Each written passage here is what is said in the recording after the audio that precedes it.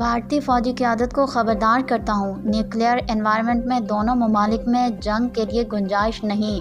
Field marshal general Asim Munir. محترم ناظرین، آپ اس وقت دیکھ رہے ہیں جویا نیوز نیٹ ورک پلس اور میں ہوں سعدیہ بطول۔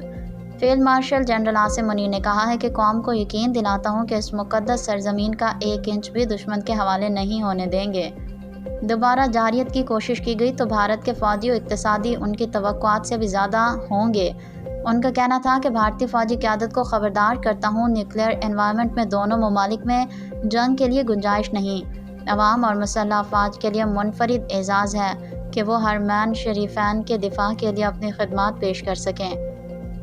تنازعات کے شکار علاقوں میں امن کے لیے صدر ٹرمپ کی کوششیں قابل تعریف ہیں۔